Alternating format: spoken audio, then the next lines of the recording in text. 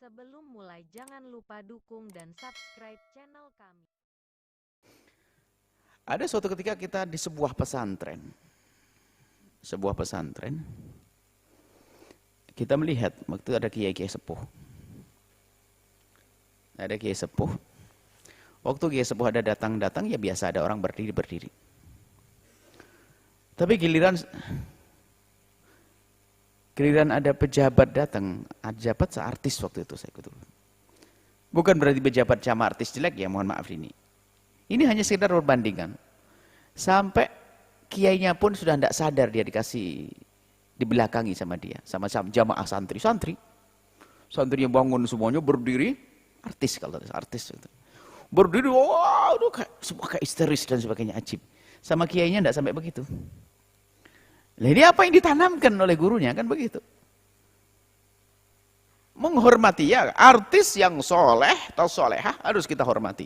Tapi itu dia datang hanya sekedar artis, kemasyhurannya di layar televisi. Waktu itu belum ada model YouTube begini. Ini zamannya sudah lama sekali. Terkagumnya sampai seperti itu, berdiri semuanya sampai kiainya dapat dibelakangi oleh mereka. Nah, ini adalah sebuah contoh bahwasanya kekaguman terhadap sesuatu yang ada hubungannya dengan gebiar dunia telah menguasai hatinya.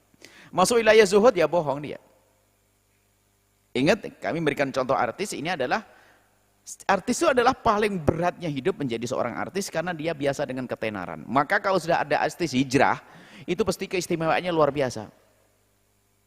Makanya ada yang hijrah yang baik banyak. Makanya kita tidak menyebut masalah itu, hanya sebuah perbandingan. Bagaimana seorang santri dengan ulama saja biasa-biasa saja, tapi dengan pernah mungkin suatu ketika ada yang datang, sempat mungkin ada yang pernah merasa ditegur oleh gurunya, di saat seorang artis lewat langsung berdiri semuanya, wus, innalillah. Pejabat berdiri langsung berdiri. Kalau memang pejabatnya soleh, nggak ada masalah. Umar bin Abdul Aziz lewat, berdiri kita semuanya, cium tangannya oke. Umar bin Abdul Aziz. Tapi kalau nggak jelas misalnya, tapi kalau soleh, iya wajib karena kesolehannya. Orang kaya datang karena dia masyhur kesolehannya. Kita tahu mendengar berita. Ada orang kaya di sana, namanya Pak Haji ini. Dia baik, dia sholat, ahli ibadah dan sebagainya. Ahli derma dan sebagainya. Lewat di depan kita hormati karena kesolehannya, bukan karena dunianya. Ini. Sehingga hati-hati ini Ustadz yang baca kitab Ihya Ulumuddin sendiri pun bisa saja. Sangat bisa membedakan. Ini fakir sama kaya, sehingga kalau kaya semangat dia menyambut tamu yang kaya. Giliran fakir tidak peduli, hati-hati. Apa makna zuhud? Nggak bisa masuk wilayah zuhud yang sesungguhnya di situ. Nah, inilah hikmah Ibn Athaillah Sakandari ini adalah untuk kita mencocokkan diri kita yang mana, bukan mengaku-ngaku. Untuk bahan koreksi, tidak perlu ngaku, saya itu makom yang pertama tadi, alhamdulillah, saya harta banyak dan sebagainya, tapi saya tidak pernah terpengaruh. Tapi pelitnya luar biasa. Zakat nggak pernah bayar. Oh, rajin ibadah. Bisnisnya haram nggak pernah peduli dia. Bahaya. Nah, kembali kepada hikmah, yang merasa khawatir dengan dunia dari ahli ibadah itu adalah mereka-mereka yang Allah sering hilang dari mata hatinya di saat melihat semua yang ada di kiri kanannya. Jadi begini, kalau sudah orang makomnya makom musyahadah, wahdatus syuhud, ini dalam istilah tasawufnya adalah wahdatus syuhud. Jadi tidak melihat sesuatu yang bertebaran di semesta ini kecuali kelihatan Allah baginya. Ma nadartu fi syai'in illa wa ra'aitullaha fihi. Jadi melihat gunung menjulang, dia ingat subhanallah. Subhanalladzi khalaqa hadza. Maha suci yang telah Allah menciptakan ini. Allah. Langsung nyambung kepada Allah. Melihat cacing, subhanallah. Lihat apa saja. Lihat. Jadi langsung ingat Allah.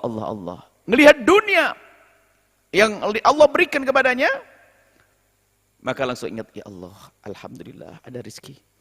Aku harus berbuat baik, aku harus tolong. Nah, penutup, maka agar kita bisa sampai kepada makom yang pertama tadi, karena mau tidak mau kita akan harus berurusan dengan dunia. Ada yang ingin jadi bisnismen, ada yang ingin jadi dokter, maka apa? Pertama, Yang pertama, biasakan untuk melazimi zikir. Kita tidak bicara tentang amalan fardu, sholat dan sebagainya, itu kan harus, itu biasa. Zikir dengan lisan dan hati. Zikir dengan lisan dan hati. Maka jangan lupa dengan zikir-zikir yang dibaca itu, ala bidzikrillah tatma'innul qulub, menunjukkan hati. Zikir itu penting. Yang kedua adalah membiasakan diri kita untuk bisa menghitung-hitung nikmat Allah, biarpun kita tidak akan mampu menghitung semuanya. Agar kita mensyukuri nikmat Allah berikan terus, agar mudah kita mengucapkan alhamdulillah apapun kita merenungi apa yang Allah berikan kepada kita. Kalau orang sudah masuk wilayah ini, berusaha sadar akan nikmat Allah, waduh, ini adalah yang dikatakan beribadah kepada Allah, alladzina yadhkurunallaha qiyaman wa qu'udan wa 'ala junubihim. Baring, berdiri, jalan, ingat Allah. Kenapa? Dia sudah dengan Allah.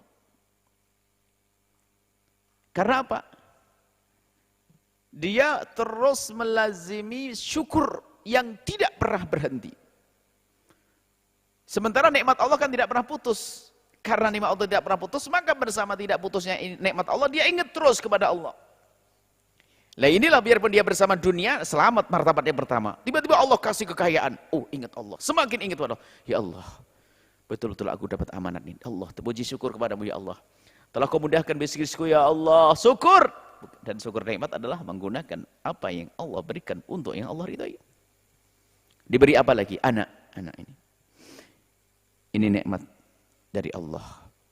Maka aku harus kembalikan kepada Allah dengan benar. Dididik anak dengan benar. Punya pasangan halal, puji syukur ya Allah. Kepadamu telah kau berikan kepadaku halal. Semakin dekat kepada Allah, semakin menjauhi keharaman ya Allah. Aku sudah punya halal, maka aku tidak boleh melihat yang haram. Oh gitu terus. Direnungi semua yang Allah berikan kepadanya. Ngelihat orang punya kekurangan langsung, ya Allah puji syukur. Dia sakit, tapi aku sehat ya Allah. Selalu itu berpikir tentang karunia Allah. Maka makom yang pertama itu yaitu menjadikan, melihat semua yang ada di kiri kanannya bisa kelihatan Allah. Maka gak perlu khawatir. Gimana kalau ada orang berimu mobil mewah? Memberi. Alhamdulillah. Kalau Allah berikan padamu kekayaan melimpah gimana? Ya, tidak ada masalah. Tidak takut nanti dengan kebiar dunia nanti. Oh enggak dong, kan saya bisa sedekah. Kan gitu. Bisa berbuat baik. Jadi dunia tidak pernah menjadikan dia itu merasa khawatir. La yastahish. Karena dikatakan yang yastahish, yang merasa takut, terancam oleh dunia adalah orang yang Allah sering tidak terlihat di saat dia melihat dunia. Tertutup oleh dunia. Gara-gara menikah, ngajinya jarang. Wah, waktu sebelum menikah rajin ngaji. Di shop yang pertama. Sebelum pengajian mulai sudah ada.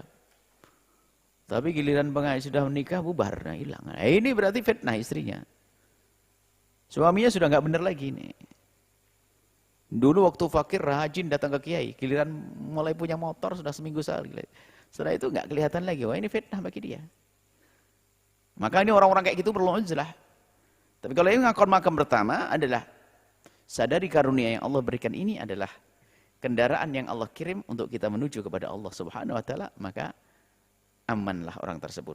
Dan ingat bahwasanya tadi yang kami sampaikan bahwasanya jangan membiasakan kita bangga dengan dunia, kebiar dunia. Akan tapi kadang seseorang diberi oleh Allah dunia karena dia sudah tidak pernah membanggakan dunia. Dunia hanya di tangannya, tidak di hatinya. Mungkin ada seseorang tiba-tiba diberi jabatan oleh Allah. Yang jadi presiden itu dulu nggak pernah mungkin bercita-cita jadi presiden. Yang jadi raja mungkin tidak pernah bercita-cita. Termasuk mungkin ada seorang artis yang sangat terkenal hari ini, dulu pun mungkin tidak kebayang kalau seperti itu. Mungkin ada seorang ustadz yang sangat masyhur juga tidak pernah berpikir. Akan tapi coba jika semuanya itu punya dasar, apapun yang Allah berikan kepadanya adalah akan aku gunakan untuk Allah, apa yang terjadi? Di saat punya jabatan, mulia dia dengan jabatannya. Di saat dia menjadi seorang ustadz, mulia dengan keustatannya. Tapi kalau dia tidak ingat Allah, tidak bisa melihat Allah, maka semuanya akan jadi fitnah dan sebab kehancuran. Maka perlu orang-orang tersebut masuk wilayah uzlah, menjauhkan dari dunia. Tapi jadilah orang yang aman, dunia bersama kita, kita sebagai pelestari semesta tanpa terganggu oleh dunia. Dan dia punya manfaat lebih. Makanya makom yang pertama itu lebih besar, lebih tinggi. Kenapa? Sebab dia sudah tidak dengan dunia, tapi dunia tidak dengan dunia, tapi dunia dimiliki. Hatinya tidak dengan dunia, tapi dunia dimiliki. Ini yang pertama. Maka dia lebih besar manfaatnya. Coba orang uzlah manfaatnya, nggak ada manfaatnya untuk dirinya saja. Orang uzlah di atas gunung ya untuk dirinya dia. Memang dia terjauh dari maksiat. Tapi kebaikan untuk orang lain nggak ada. Tapi yang di tengah kota dia berkiprah di masyarakat. Dia menjauhi kemaksiatan. Oke. Berkiprah di masyarakat. Iya. Pahalanya besar tentunya. Dengan Allah dia benar. Dengan manusia dia benar. Maka dia adalah lebih tinggi pangkatnya. Dan itu pangkatnya para syuhada. Para anbiya. Dan para aulia. Wallahu a'lam bishawab.